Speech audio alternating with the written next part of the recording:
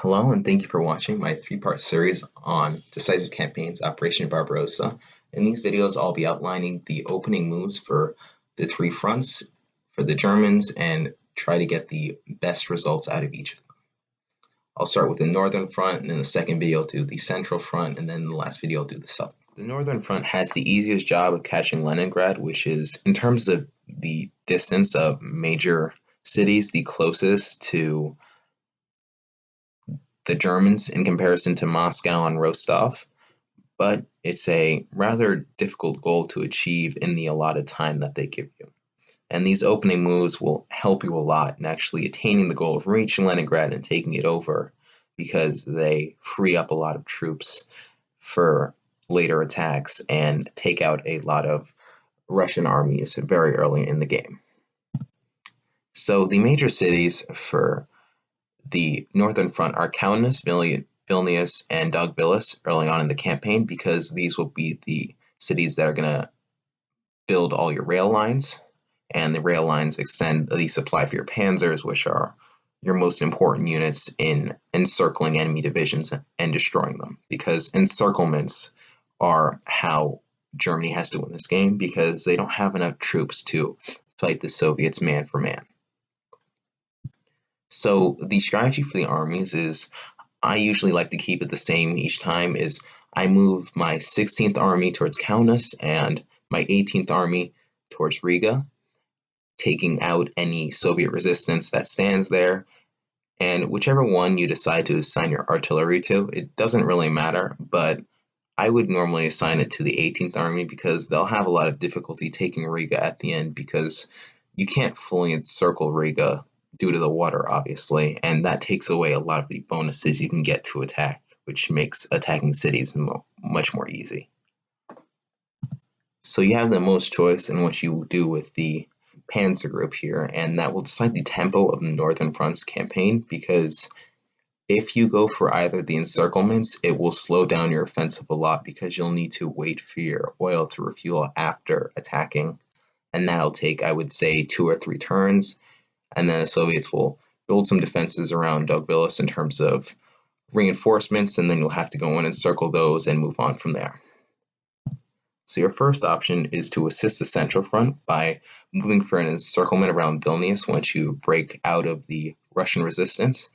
And this is what I've decided is the best strategy, just because it encircles the most units and helps out the Central Front. The Central Front, in terms of the game, always needs the most assistance, because that's where majority of the Soviet unit reinforcements go to. It's really what the Soviet Union does is they deploy most of their units in the Central Front, and if they feel they're doing okay in the Central Front, then they deploy units to the Southern and Northern Front. So if the Central Front is always destroying tons of enemy armies, then the Soviets will be unable to divert reinforcements to the Southern and Northern Front, and these fronts will have a much easier time. The 4th Panzer Group can also go for encirclement of the Russians near Riga and help out the 16th and 18th Army. Now this is also good because it encircles a lot of Russian units, and it helps out the Northern Front in moving much faster, because then after these units are done encircling, they'll just move on to Riga and take out Riga really easily. But this, of course, doesn't help out the Central Front, and it moves away from the major cities that you'll need for your rail lines, though the Central Front in most cases can take them without too much trouble on their own. Your last option is to rush the major cities after breaking through the Russian resistance, and this strategy I deem as the very dangerous with not too much payout idea, because it dangerously overextends your oil supply. Because as these units move farther and farther away, your trucks will have to go a farther distance to resupply your Panzer Group, obviously, and it's going to be much more difficult to set up a new field base for your oil, because you won't have captured any of the major cities that you need to move up your rail construction, and you won't be able to get trains over, which are the best way of transporting oil. And as a result, once you cross the river, your assaults are probably going to stall because you'll run out of oil, and then you'll have to wait a while for the Central Front to capture Vilnius and reconnect the line, and for your armies to capture Kaunas and then catch up with you. because one of the main issues I see while playing this game is the panzer groups can do a ton of work, but if they're fighting with very efficiently,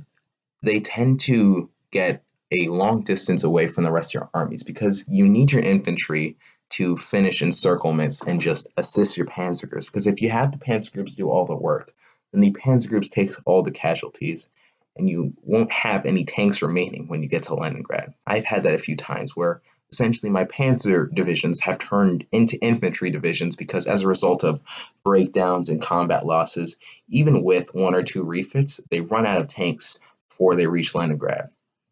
And that leaves you in a very dangerous position because your units will be fighting much worse